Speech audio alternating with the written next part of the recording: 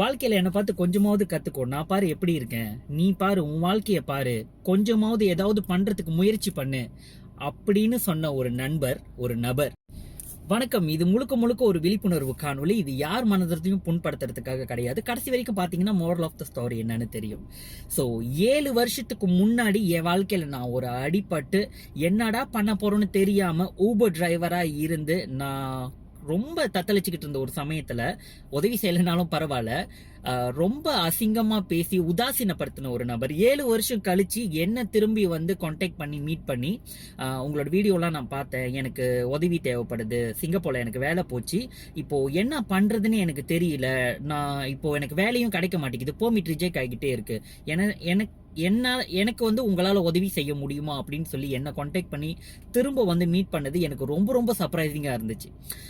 வாழ்க்கை எல்லாருக்குமே ஒரே மாதிரி இருந்துராது அப்படின்ற அந்த ஒரு விஷயம் சொல்லுவாங்க இல்லையா, கடவுள் இருக்கான் குமாருன்னு. ஸோ அந்த ஒரு விஷயத்த நான் உணர்ந்த ஒரு தருணம்னே சொல்லலாம்.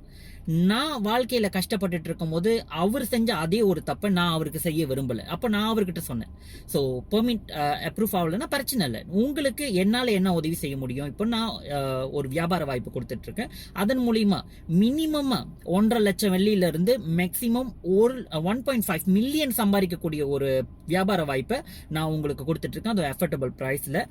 நீங்க அதுக்கு ரொம்ப பெரிய எஃபர்ட்லாம் எடுக்க தேவையில்லை. உங்களால அந்த ஒரு விஷயத்த வந்து செஞ்சு நான் கத்துக் கொடுக்குற விஷயத்த கத்து நீங்க அது டூப்ளிகேட் பண்ணாலே போதும்.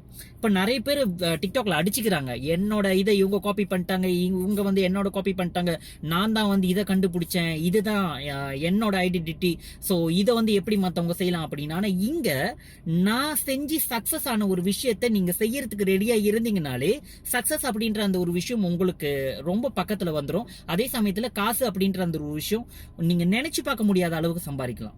ஒரு வருஷத்துல 1.5 லட்சம் வெள்ளியில இருந்து 1.5 மில்லியன் சம்பாதிக்கக்கூடிய ஒரு பிளாட்ஃபார்ம் வெளியே இவ்வளவு அஃபோர்டபுள் பிரைஸ்ல. அதாவது இப்போ தீபாவளிக்கு முன்னுக்கு எல்லாருக்குமே தெரிஞ்சிருக்கும், நானே பாதி காசு இன்வெஸ்ட் பண்ணி அவங்களுக்கு அந்த அக்கௌண்ட் அப்படின்ற அந்த ஒரு விஷயத்தையும் கொடுத்தேன். அது கூட நிறைய பேர் கேட்டாங்க எப்படி பாசிபிள் அப்படின்னு. கஷ்டத்தை கடந்து வந்தவங்களுக்கு தான் அந்த கஷ்டத்தோட வலி என்னன்னு தெரியும். அது மற்றவங்க அனுபவிக்காம இருக்கிறதுக்கு அவங்களுக்கு என்னென்ன செய்ய முடியும் அப்படின்ற அந்த ஒரு விஷயத்த முயற்சி அப்படின்ற அந்த ஒரு விஷயம் பண்ண முடியும். இன்னைக்கு தீபாவளி முடிஞ்சு எல்லாருமே காசை முடிச்சுட்டு திரும்பியும் சம்பாதிக்கணும், பேங்க் சேவிங்ஸ் எல்லாம் காலியாச்சுன்னு சொல்லிக்கிட்டு இருந்த ஒரு காலத்துல இன்னைக்கு என்னோட ஒரு நாள் இன்கம் 1000 வெள்ளி. இது இன்னைக்கு மட்டும்தான். ஸோ பேங்க் ஸ்டேட்மெண்ட் அப்படின்ற அந்த ஒரு விஷயத்தை ஓப்பன் பண்ணி காமிச்சோம் அப்படின்னா நிறைய பேர் வந்து பார்த்தீங்கன்னா இன்னமும் வந்து அட்வான்டேஜ் அப்படின்னு எடுத்துக்கிறாங்கன்றனால தான் இப்போ யாருக்குமே அந்த இன்கம் ஸ்டேட்மெண்ட் நான் போஸ்ட் பண்ணுறது கிடையாது. நான் எவ்வளோ சம்பாதிக்கிறேன்றது அது என்னோட இன்கம். ஆனா நீங்க சம்பாதிக்க ரெடியா இருந்தீங்கன்னா உங்களுக்கு வியாபார வாய்ப்பு, அதாவது மினிமம் ஒரு 450 வெள்ளியில இருந்து 500 வெள்ளிக்குள்ள இருந்து 5000 வெள்ளிக்குள்ள நீங்க ஒரு பிசினஸ் அப்படின்ற அந்த ஒரு விஷயம் ஸ்டார்ட் பண்ண முடியுமா மலேசியால? ஆனா நீங்க என்கிட்ட வந்தீங்க அப்படின்னா நீங்க நினைச்சு பார்க்க முடியாத அளவுக்கு அந்த அமௌண்ட்ல நீங்க பிசினஸ் அப்படின்ற அந்த ஒரு விஷயத்த ஸ்டார்ட் பண்ணி நான் செஞ்ச அந்த ஒரு விஷயத்த டூப்ளிகேட் பண்ணி சக்சஸும் ஆக முடியும். அதுக்கு நீங்க ரெடியா இருந்தீங்கன்னா மட்டும் பயோல என்னோட லிங்க் இருக்கு. ஸோ என்னோட நம்பர் நான் இங்க போடுறேன், நீங்க எனக்கு புலனம் பண்ணுங்க. உண்மையிலே வாழ்க்கை மாறணும்னு நினைக்கிறவங்க மட்டும் கான்டாக்ட் பண்ணுங்க. ஏன்னா நிறைய பேருக்கு வாழ்க்கை மாறணும்னு நினைக்கிறது அந்த எண்ணங்கள் இருக்கு, ஆனா அதுக்கு டைம் இல்லை.